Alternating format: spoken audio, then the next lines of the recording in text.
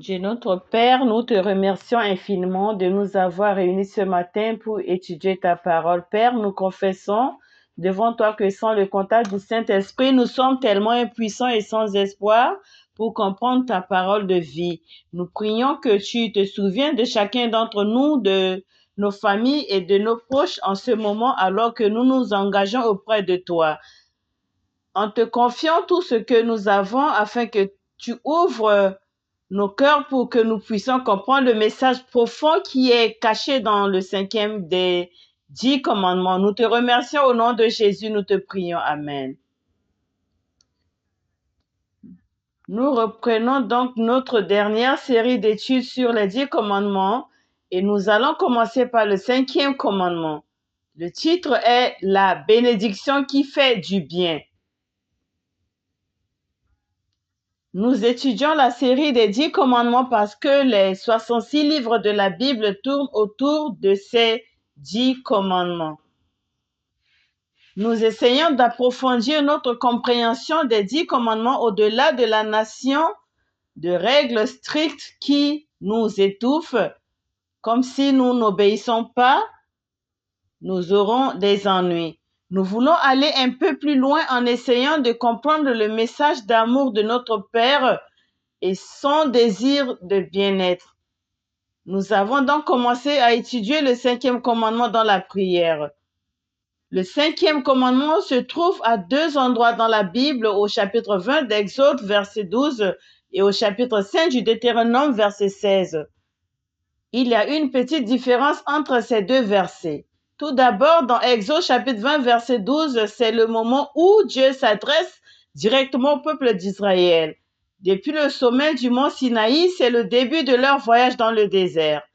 Dieu proclame donc ici les 10 commandements dans le 5e dit. Honore ton père et ta mère afin que tes jours se prolongent dans le pays que le Seigneur ton Dieu te donne. Le chapitre 5, verset 6 de Deutéronome est une réitération de ces 10 commandements par Moïse juste avant d'entrer en Canaan. Ce sera la fin du voyage de 40 ans dans le désert. Que dit Moïse en répétant? Il dit ceci: honore ton père et ta mère comme le Seigneur ton Dieu te l'a ordonné et tes jours se prolongeront. Mais nous voyons qu'il y a une phrase supplémentaire dans ce verset et que tu sois heureux ou sur la terre que le Seigneur ton Dieu te donne. Nous voyons donc que le 10e commandement concerne notre bien-être ou alors qu'ils n'étaient pas destinés à la vie dans le désert, ils étaient destinés à notre vie dans la terre promise. Vous voyez, dans le pays que le Seigneur Dieu vous donne, sur la terre que le Seigneur, votre Dieu, vous donne. Ainsi, les personnes qui ont suivi les 10 commandements ont cette garantie. Quelle garantie? La garantie que nous entrerons dans la terre promise, d'accord? Le fait que nous recevions aujourd'hui le 5e commandement pour notre bien-être garantit que nous allons entrer dans le canon spirituel qui est le ciel, que nous avons étudié comme le repos de Dieu. D'accord? Commençons donc. Le 5e commandement concerne le devoir filial. D'accord? Honorer ses parents est appelé un devoir filial. Mais le devoir filial est en fait le début de tous les ordres de la civilisation humaine et de toute la vie dans notre société, de notre vie spirituelle et de tout le reste. Voyons donc ce devoir filial en caractère chinois écrit comme ceci. Il s'agit en fait de 2 caractères, celui du haut et celui du bas. Je ne suis pas chinoise, je ne connais pas très bien les caractères, mais en fait, celui-ci est chou dans la prononciation coréenne, mais je ne pense qu'il s'agit de Xiao dans la prononciation chinoise. Veuillez m'excuser si j'ai mal prononcé le mot. Ce caractère peut m'avoir que 2 lettres. Oh, nous ne voyons pas ce caractère. Oh, waouh! Oh mon Dieu! Je ne pense pas cela. Je ne l'ai jamais fait. Ah, c'est la première fois que je le fais. Donc, en utilisant cet arrière-plan, il y aura une nouvelle animation aujourd'hui. Mais soyez indulgents avec moi, nous y voilà. Et désolé, ce sera pas aussi amusant sans l'animation. De toute façon, d'accord.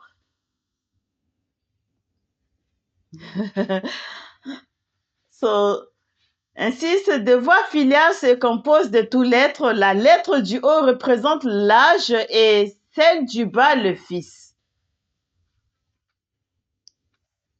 Ainsi, le devoir filial est donc défini comme le service et le soutien sincère des enfants envers leurs parents âgés.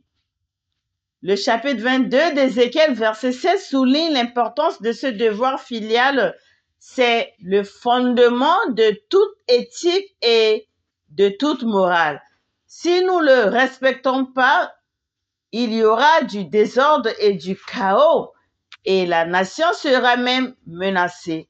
C'est l'une des raisons de la chute du royaume méridional de Juda. Le péché de déshonorer ses parents.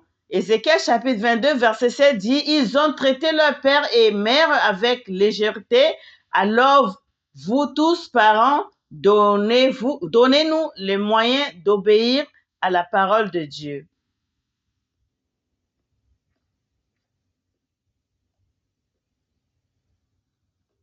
D'accord, je vois quelque chose d'abord.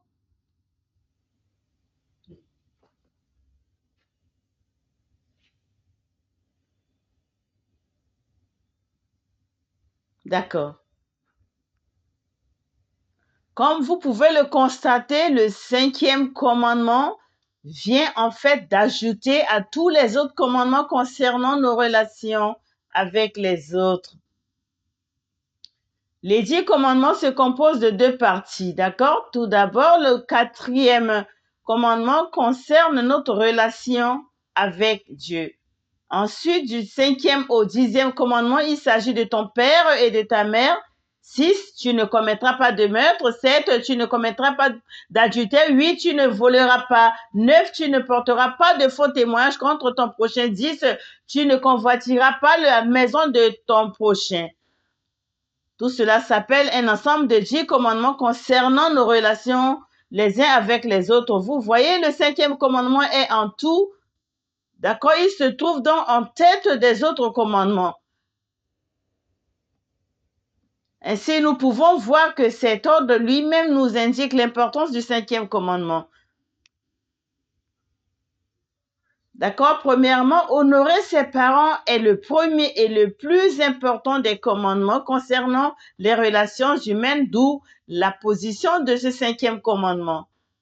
Deuxièmement, cette position nous dit que le péché de déshonorer les parents est à l'origine de tous les péchés commis entre les gens.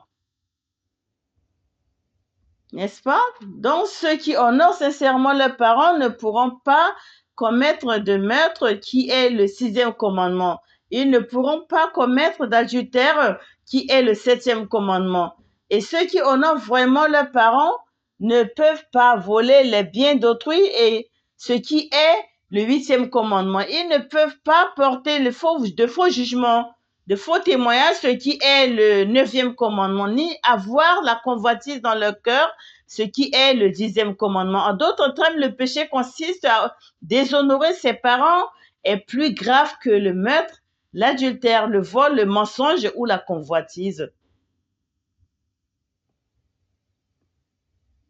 Donnez-moi une seconde.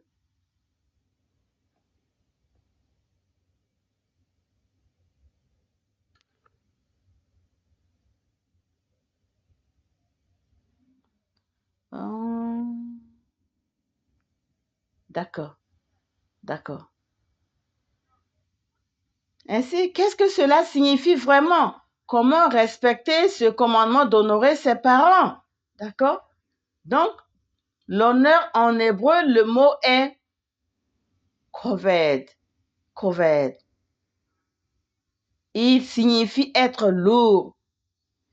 être pénible, riche, honorable ou glorieux. Et si vous voyez dans les Proverbes chapitre 3 verset 9 jusqu'à Isaïe chapitre 43 verset 23, cette expression covet apparaît fréquemment pour décrire notre attitude envers Dieu lui-même. D'accord? Ce 5e commandement nous dit donc que nous devons faire preuve de la même dévotion envers nos parents qu'envers Dieu. D'accord? Donc, pour les enfants, honorer les parents parce que nous recevons notre vie de nos parents, n'est-ce pas? Nous honorons donc nos parents à la place de Dieu. Et puis nous honorons nos parents. Dieu reconnaît que nous honorons Dieu lui-même, qui est le Seigneur de toute vie. Vous voyez, cette relation parent-enfant est comme la seule relation que vous ne pouvez pas choisir. C'est pourquoi on dit qu'elle est divinement unie. Elle vient en fait de Dieu lui-même. Nous pouvons choisir notre conjoint, nous pouvons choisir nos amis ou nos collègues, mais nous ne pouvons pas choisir nos parents et les parents ne peuvent pas choisir leurs enfants. Nous savons donc que la relation parent-enfant est définitivement unie, qu'elle vient directement de Dieu. Donc l'enfant, d'abord, ce que nous devons faire, c'est obéir à tout, obéir à nos parents et à tout.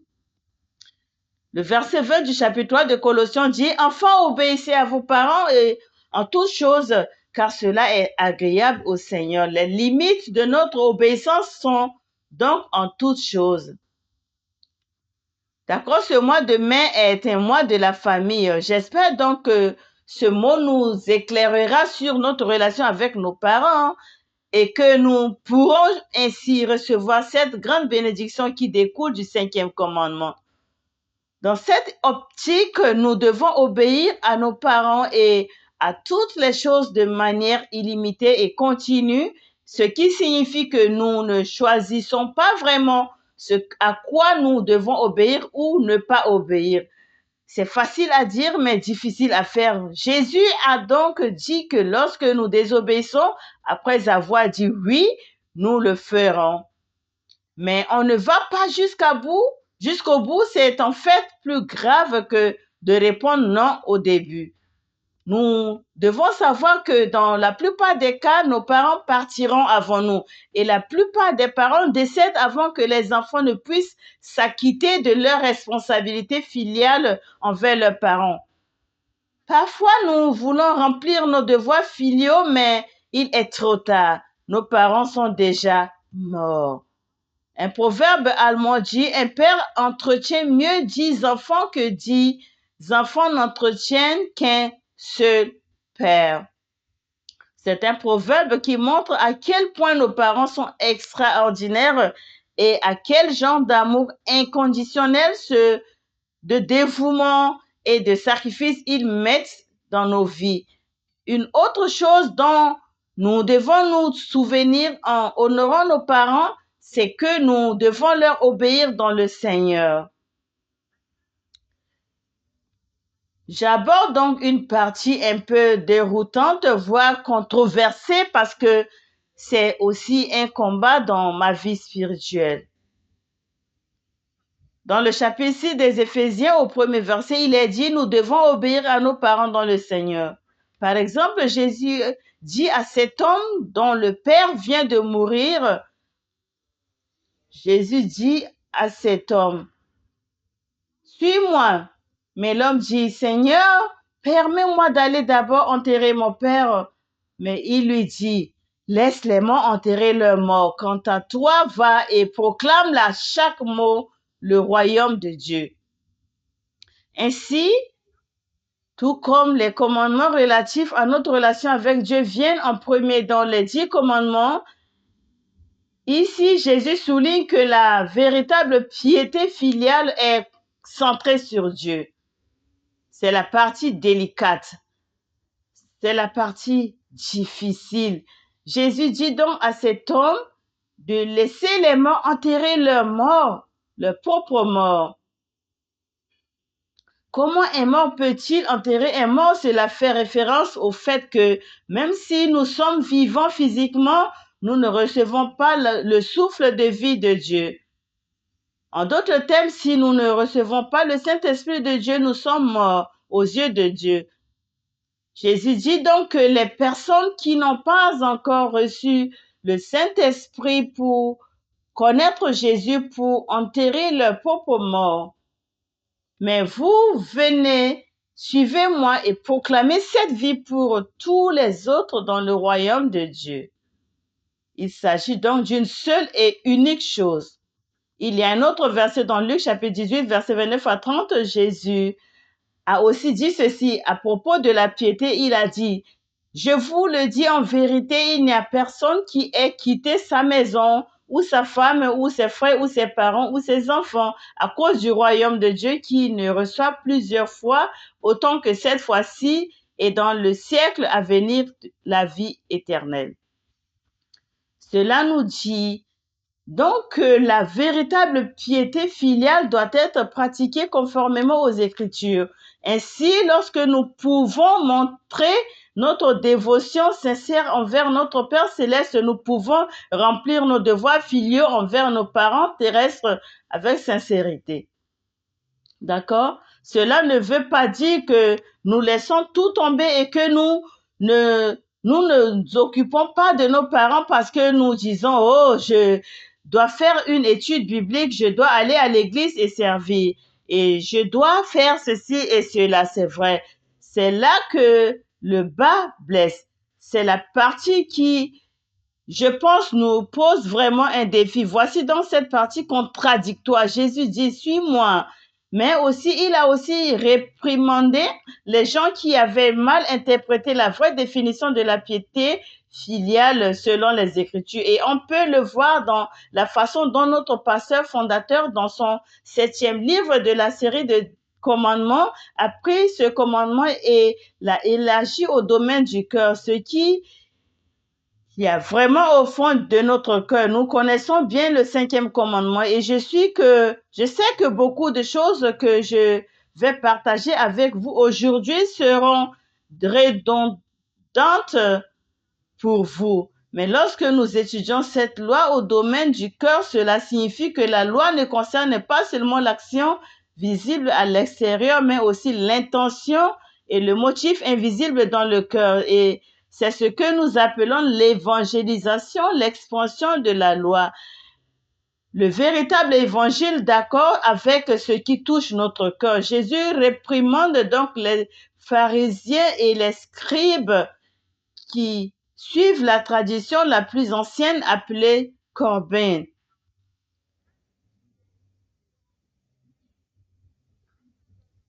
D'accord? Et dans ce passage où il est dit comment Jésus a considéré le commandement d'honorer nos parents comme un fondement essentiel de la foi. Alors regardons cela. Donc les pharisiens et les scribes, ils suivent la tradition. Ils disent, je ne peux pas servir mes parents puisque j'ai déjà donné tout ce que j'avais à Dieu.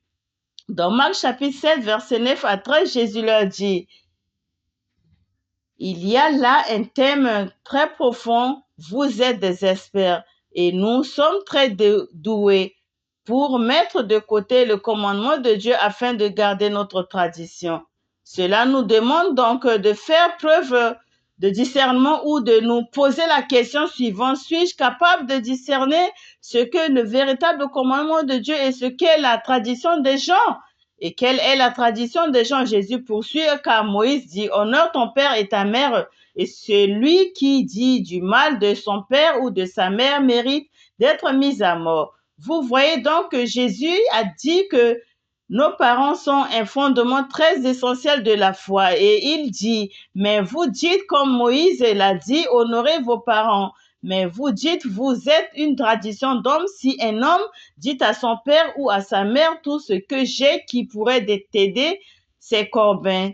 Cela signifie que c'est déjà donné à Dieu et vous ne lui permettez plus de faire quoi que ce soit pour son père ou sa mère.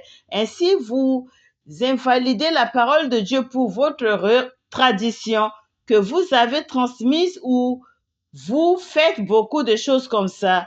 Le mot Corban qui signifie donner à Dieu signifie littéralement qu'il s'agit d'une offrande mise à part pour Dieu. Donc, une fois qu'une chose est déclarée Corban, cela signifie qu'elle est donnée à Dieu. Et cela signifie qu'un bien quel qu'il soit, qu'il s'agisse d'un bien, d'argent, de temps ou de cœur ou autre, on peut pas être utilisé à des fins privées. Mais ce que Jésus souligne, c'est que les chefs religieux en abusaient. Lorsqu'ils recevaient l'offrande, ils disaient aux gens, voici combien tu dois donner cela à Dieu parce que tu ne t'inquiètes pas qu'il ne te reste rien à donner à tes parents. Les gens apportaient la portion destinée à donner leurs parents à Dieu et déclaraient un corbin. Pour faciliter les choses, il s'agit simplement d'éviter notre responsabilité de soutenir nos parents en prenant Dieu comme excuse. C'est un défi difficile à relever pour moi. Parfois, comme vous le savez, je n'ai pas le temps d'appeler mes parents. Mon cheminement spirituel personnel est passé par un grand nombre de ces phases. Alors que je préparais ce message, j'ai honnêtement demandé à Dieu si je n'étais pas digne de partager ce message avec notre peuple superficiel parce que je sais à quel point je ne parviens pas à honorer mes parents, mais mon espoir à travers la prière était que parce que je suis si sûre et parce que je suis si convaincue moi-même dans ce domaine, je prie sincèrement pour qu'au fur et à mesure que nous parcourons les versets bibliques, la vie et l'esprit de ces mots pénètrent dans nos cœurs et nous guérissons, nous fortifie et nous donne le pouvoir d'obéir vraiment à sa parole. Alors d'accord, c'est très bien, nous allons plus loin dans Matthieu. C'est un passage similaire. Jésus dit dans Matthieu chapitre 14, verset 3 à 9, au début, il dit, pourquoi transgressez-vous le commandement de Dieu à cause de la tradition? À cause de la tradition, vous savez, avant que Jésus ne dise, vous êtes expert dans l'art de mettre de côté le commandement de Dieu pour garder votre tradition. Jésus est donc ici en train de dire littéralement que vous enfreignez le commandement de Dieu au nom de votre tradition. Et la même chose suit à la fin, il dit, vous, c'est de l'hypocrisie. Et Jésus dit, c'est à juste titre d'Israël à prophétiser à votre sujet. Ce peuple m'honore des lèvres, mais son cœur est éloigné de moi. C'est en vain qu'il m'adore en enseignant des doctrines de préceptes d'hommes d'accord. Ici, Jésus est vraiment en train d'enfoncer le clou. Les gens ne respectent pas l'autorité de Dieu parce que l'autorité de Dieu reconnaît l'autorité des parents. Donc, lorsque nous n'honorons pas sincèrement nos parents ou du fond de cœur, si nous n'avons pas cela en nous et que nous détruisons déjà cette hiérarchie que Dieu a créée. D'accord? J'espère donc qu'à l'approche de la fête des mères en Corée, nous célébrons la fête des parents le 5 et le 8 mai. Je prie pour que nous puissions vraiment, si vous êtes comme moi, nous repentir et demander l'inspiration profonde de Dieu pour qu'il fasse bouger nos cœurs et que nos cœurs soient éveillés spirituellement pour comprendre comment nous pouvons vraiment honorer Dieu en honorant nos parents. J'espère que cette bénédiction viendra à chacun d'entre nous. Passons donc à la suivante. Nous voyons que Jésus a donné l'exemple, Luc chapitre 2, verset 51. Ce Jésus a dit, laissez les morts enterrer leurs morts.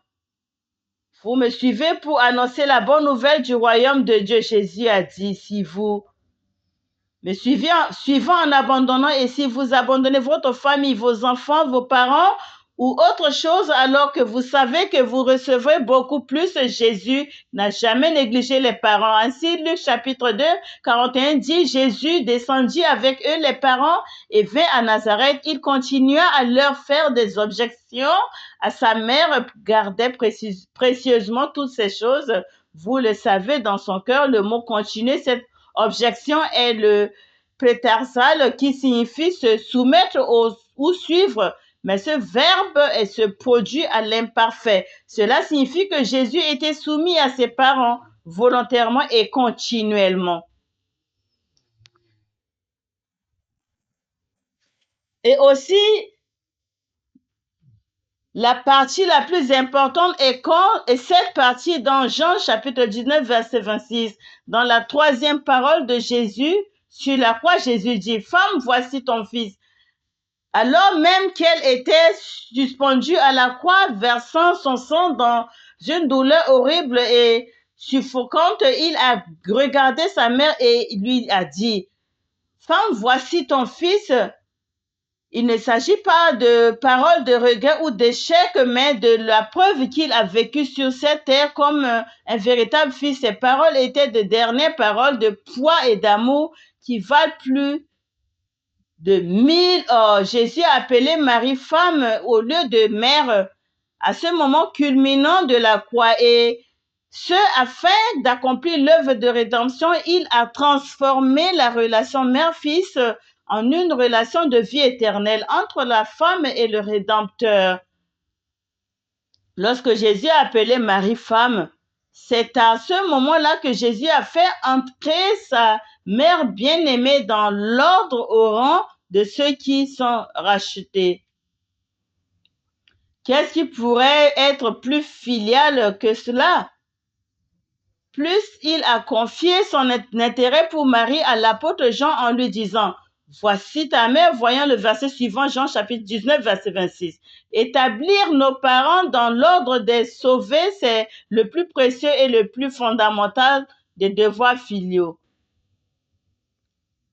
Et je prie pour que nous soyons aussi capables d'évangéliser nos parents s'ils n'ont pas encore reçu Jésus-Christ et de leur rendre vraiment la vie éternelle, car c'est là le plus grand accomplissement du devoir filial sur cette terre. Passons maintenant à la partie suivante. Entrons dans un aspect plus spécifique de ce 5e commandement en définissant les parents qui sont des parents selon les Écritures.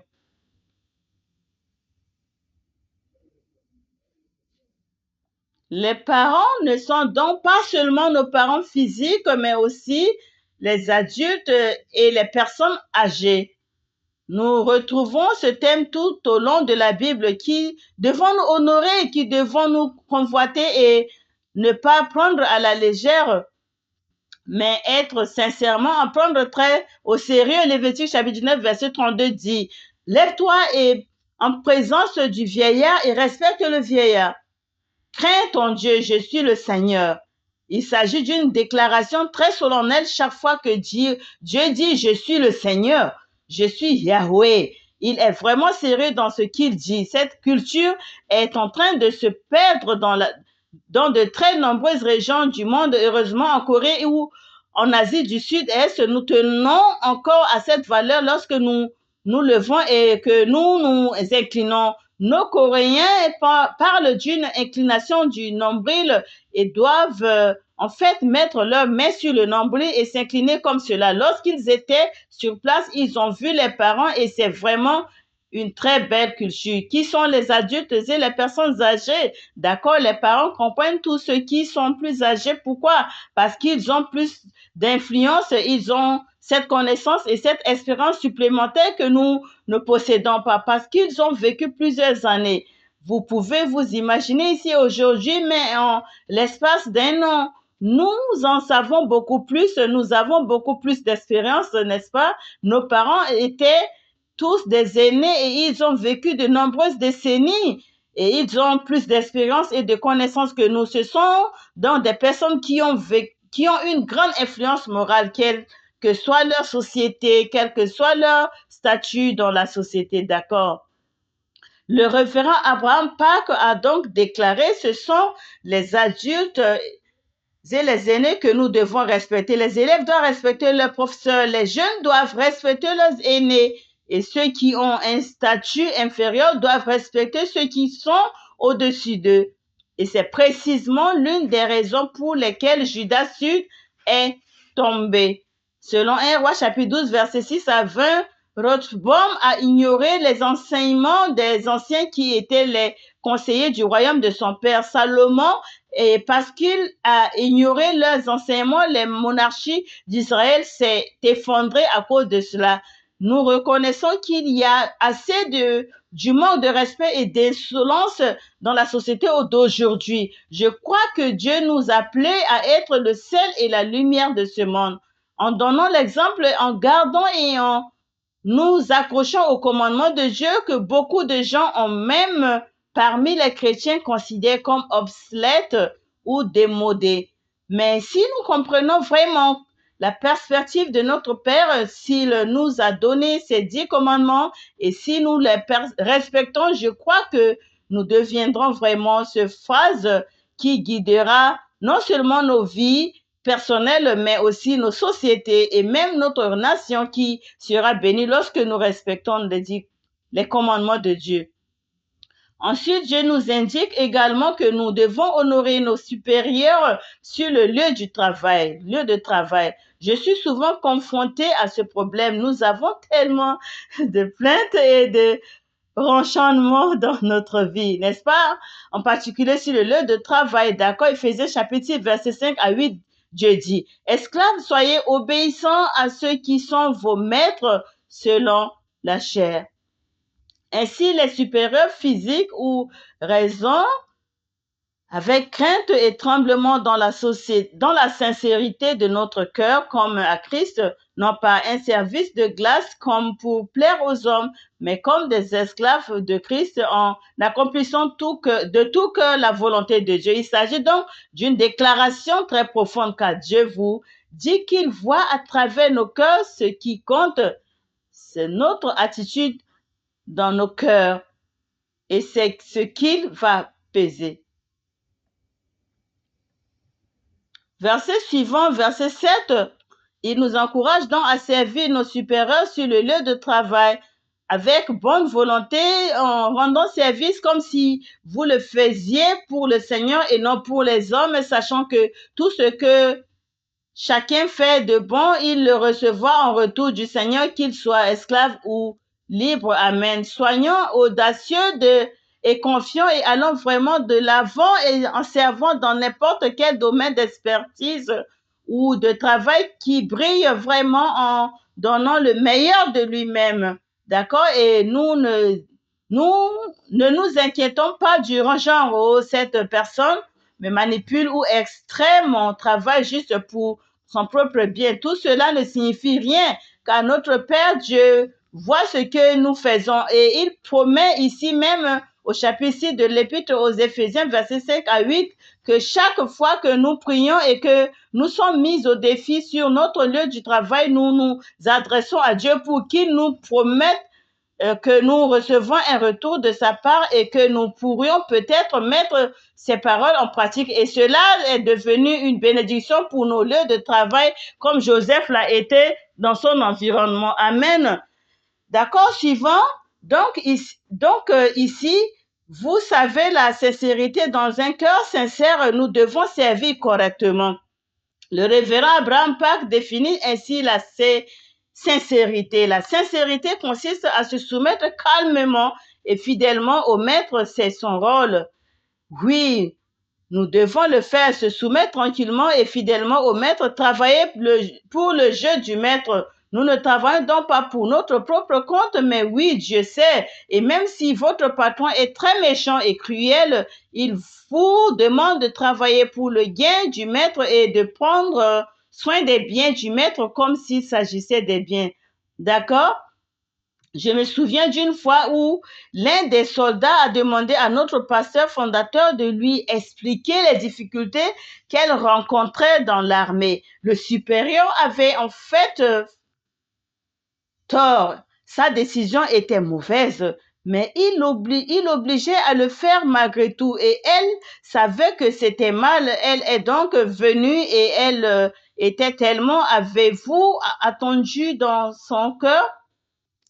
Elle est venue et a demandé ce qu'elle devait faire. Et savez-vous quel a été le conseil?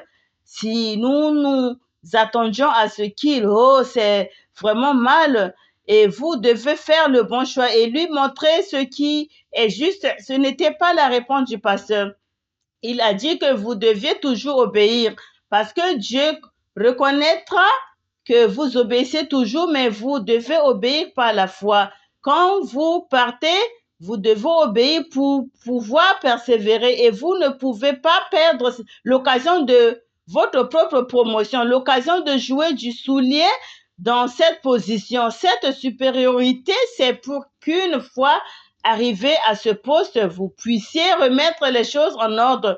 Vous ne pouvez pas laisser passer l'occasion de faire ces changements en vous mettant en colère et en condamnant votre supérieur parce qu'il ne sait pas mieux que vous et qu'il a pris la mauvaise décision, n'est-ce pas? Nous devons donc faire preuve d'une grande sagesse. Une autre remarque est que le maître doit taper à la machine pour limiter son esprit lorsqu'il assigne du travail à son droit stocké. Ainsi, si l'intendant est paresseux, il vole en fait la richesse et le temps du maître. Il sera donc jugé comme un mauvais serviteur. D'accord? Et nous voyons cela dans Matthieu chapitre 24, Matthieu chapitre 25, Marc chapitre 13 et Luc chapitre 19. Encore une fois, Matthieu chapitre 24, Matthieu chapitre 25, Marc chapitre 13 et Luc chapitre 19. D'accord, continuons, nous avons presque terminé. Nous devons aussi honorer les chefs nationaux, les rois officiels. Lisons le chapitre 13 de l'épître aux Romains, versets 1 à 2. Chaque personne doit être soumise aux autorités gouvernantes car il n'y a d'autorité que Dieu. Et celles qui existent sont établies par Dieu. Cela signifie donc que toute autorité en tant que président ou directeur général d'une entreprise, toute autorité vient de Dieu. Nous devons reconnaître la souveraineté de Dieu.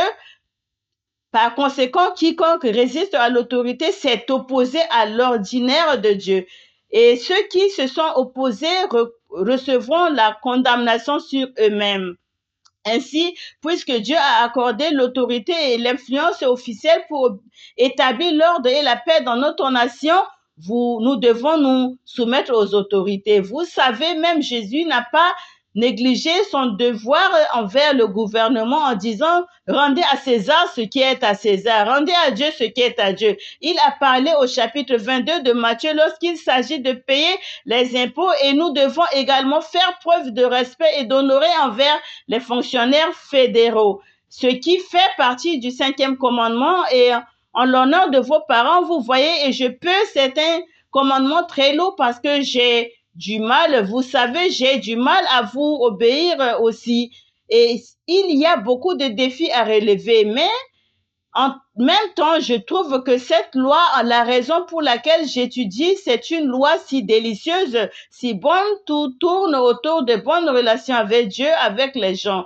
Le résultat de cette loi ne peut donc être que bon, n'est-ce pas? Il devrait vraiment refléter la façon dont Dieu veut nous rendre très heureux et en s'accrochant à sa parole de vie, nous devons donc avoir un cœur humble et considérer les autres comme meilleurs que nous-mêmes. Le chapitre 5, verset 10 de l'Épître aux Romains dit « Soyez dévoués les uns aux autres dans l'amour fraternel et privilégiez l'honneur les uns des autres. » Vous voyez, l'honneur ici est utilisé à nouveau. Ainsi, lorsque nous coopérons les uns avec les autres avec respect, nous pouvons produire de bons fruits qui plaisent à Dieu. Et pouvez-vous imaginer les grandes bénédictions qu'il appellera sur nous lorsque nous produirons de bons fruits? Comment faire? Coopérer avec respect et honneur les uns envers les autres. La tragédie du Caïn, il s'agit s'il avait coopéré avec Abel, ce serait ce fruit merveilleux qu'il aurait plu à Dieu, n'est-ce pas? Ou bien la première partie du premier mariage de l'histoire de l'humanité s'est terminée par une tragédie causée par la jalousie. Notez Proverbe chapitre 14, verset 30.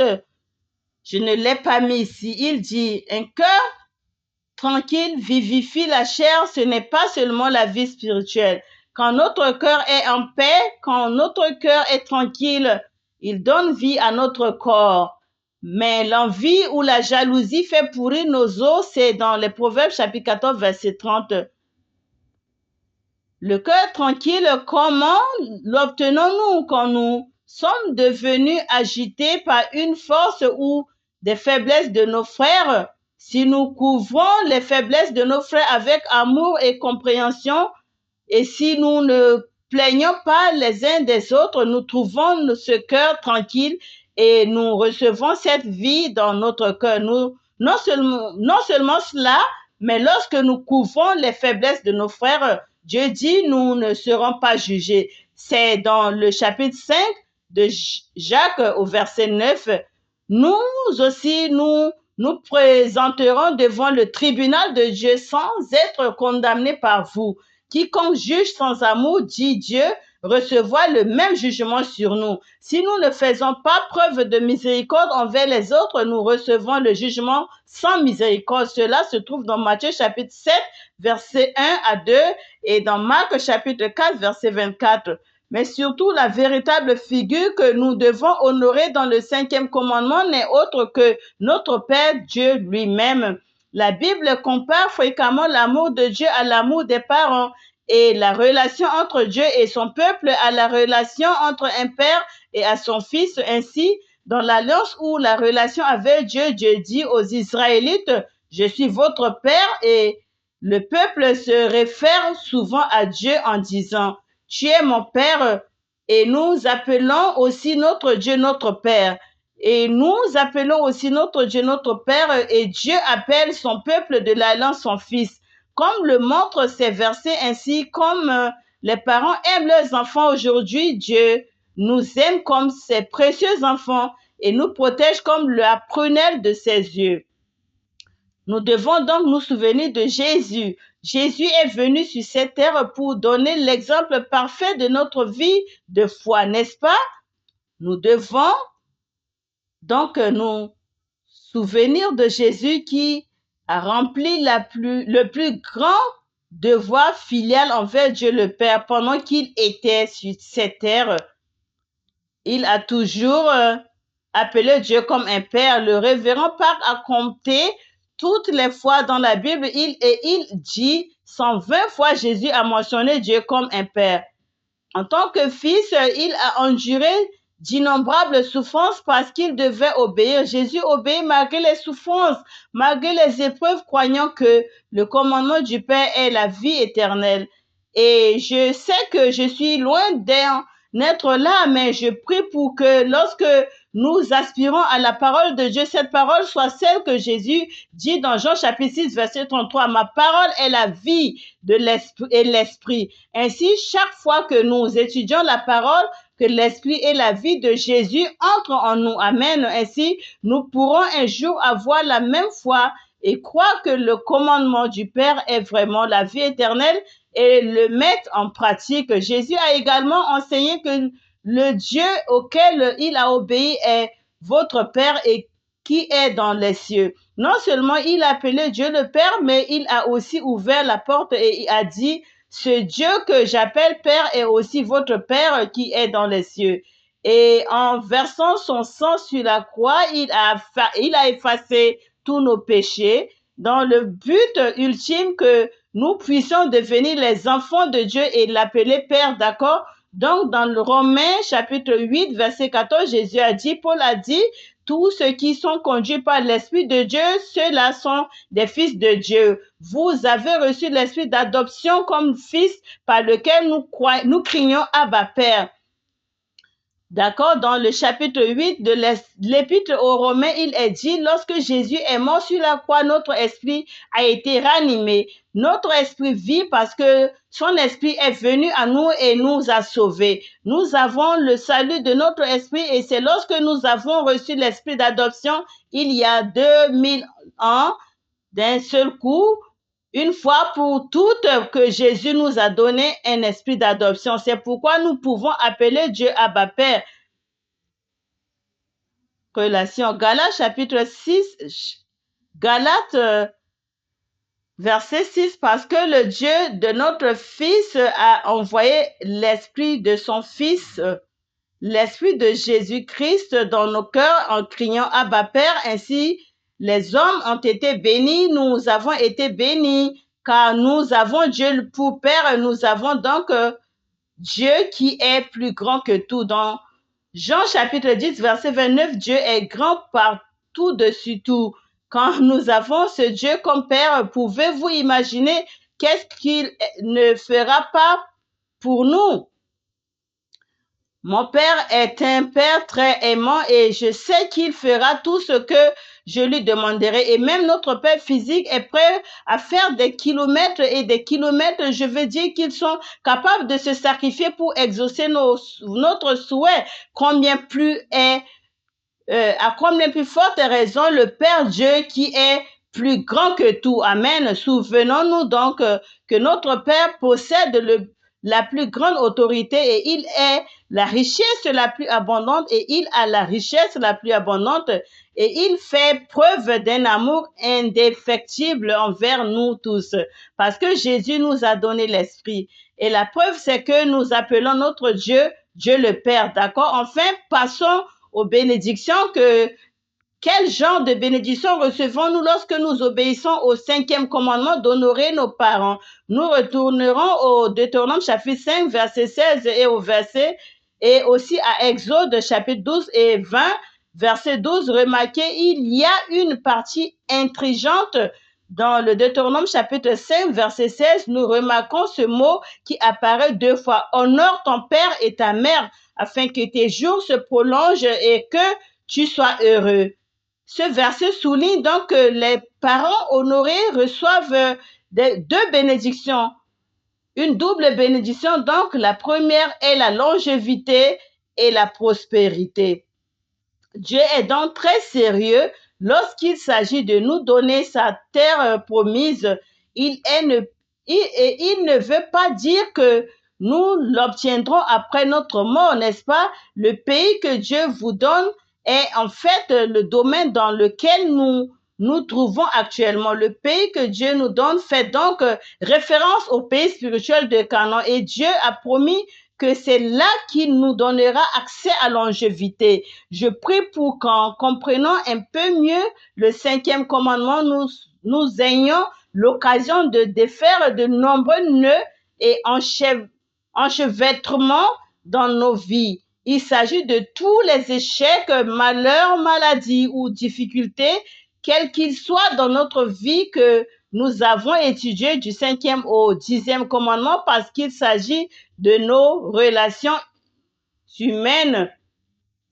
Je discutais hier avec quelqu'un qui m'a dit que la partie la plus difficile de notre vie est probablement de s'attaquer au problème des relations humaines. C'est vrai, de travailler sur les relations. Et je prie pour qu'en approfondissant ces versets, en priant Dieu, en nous regardant dans le miroir et en devenant honnête, que Dieu nous éclaire spirituellement afin que nous puissions défaire tous ces nœuds et ces enchevêtrements dans notre vie et que nous puissions vraiment jouir du succès et de la longévité. Amen. Prions donc, Père Dieu, bien que nous soyons un serviteur très indigne de prêcher ton profond 5e commandement, Père, la seule chose que nous te demandons en ce moment, c'est de nous remplir de l'esprit et de la vie de ta parole afin que nous puissions vraiment mettre en œuvre ce 5e commandement volontairement et avec une grande joie, en croyant fermement que c'est un chemin envers le plus grand bonheur, le succès, la prospérité et la joie que tu as promis dans notre jardin spirituel d'Éden. Mais s'il y a des lacunes dans nos relations avec nos parents, et aussi comme tu nous l'as dit dans des lois spécifiques avec les gens qui nous entourent, nos parents spirituels, s'il te plaît, aide-nous à rectifier nos relations, donne-nous le courage, fais la puissance de la croix que Jésus a partagée pour nous comme la puissance de la croix, comme Jésus a versé son précieux sang pour nous, à briser toutes les barrières et les murs de division dans nos relations, en particulier avec nos parents, Père, afin que nous puissions vraiment lancer dans une vie de vraie sainteté et le bonheur et le royaume spirituel de Dieu maintenant ici même. Nous te remercions au nom de Jésus, nous prions. Amen.